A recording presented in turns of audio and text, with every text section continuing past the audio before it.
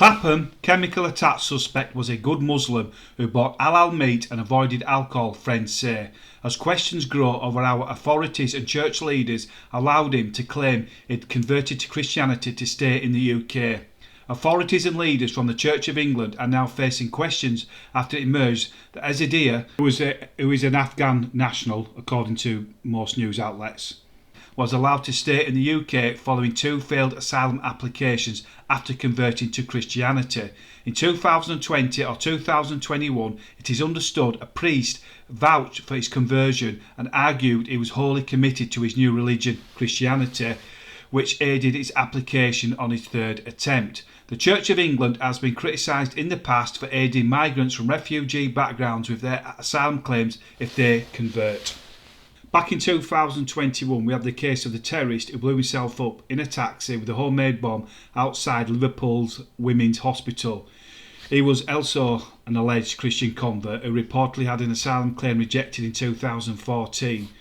Ahmad al-Swelman had come to the UK in 2014. He'd been baptised in 2015 and confirmed in 2017, but lost contact with the church in 2018. And according to a cathedral spokesman, al-Swelman lived with a Christian couple after he converted in 2017. He had previously struggled with his mental health, but they had no doubt of his faith. It is believed his asylum status was still pending at the time of his death. Coroner's report also said at a later date that the Liverpool suicide bomber had a copy of the Quran and a prayer mat in his flat and probably faked conversion to Christianity in order to claim asylum.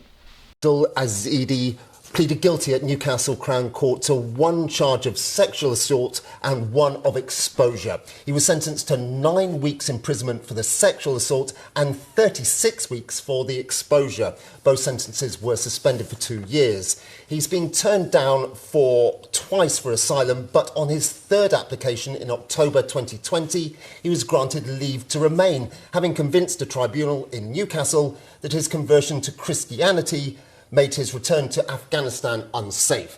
Now, questions are being asked. How was he given permission to stay in the UK when it appears that might have been a breach of Home Office rules? Yet another case where we're seeing asylum seekers coming to this country illegally. His first case for asylum was rejected. His second claim for asylum was also rejected. Then bingo, his 3rd claim, he was successful. For whatever reason, he converted to Christianity, and sometimes it can be other reasons as well. There's many cases like this, and the most disturbing thing about this case was he'd been previously convicted and was given a suspended sentence for a sexual assault and exposure, and that didn't seem to hinder his case, especially his 3rd case for asylum, where he was successful. We've seen a recent case where a Sudanese asylum seeker, which I did actually post on my YouTube channel, was actually given asylum while he'd actually been charged with rape. He hadn't actually been convicted for rape, but he'd actually been charged with a rape and was given right to stay. Absolutely ridiculous. It really is ridiculous. So it's ludicrous what's going on.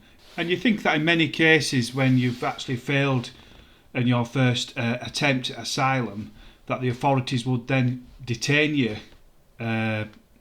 whatever that means be, whether that be in some sort of form of camp or something, until they actually then proceed to actually deport you. It's as simple as that, and especially like you said, if you get a 2nd attempt, a 3rd attempt, and if you fail those attempts, you must surely be deported.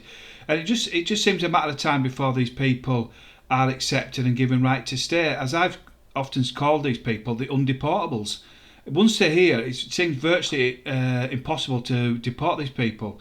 And it's the same with this gentleman here. So when he does come out, when they do eventually capture him, if they do capture him, only time will tell, when he goes to prison for what he's done, he still won't be deported. And like I said, when he gets released, he'll have a human rights lawyer on hand.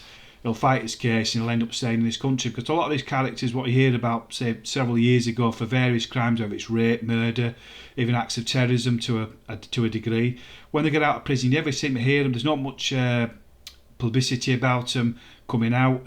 You don't hear about them, and you don't hear the authorities saying, "Now we've deported this particular individual, is out of the country," because in a lot of cases they can't deport them because of this human rights legislation we've signed up for, because we can't send them back to Somalia, we can't send them back to Libya, we can't send them back to Afghanistan because their lives might be in danger.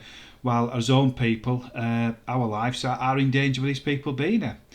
I'll end this video with Labour's Bell Ribeiro Edi, if I'm saying her name correctly, talking a little bit about the case. And one of the things she does allude to is saying his asylum status is not a concern.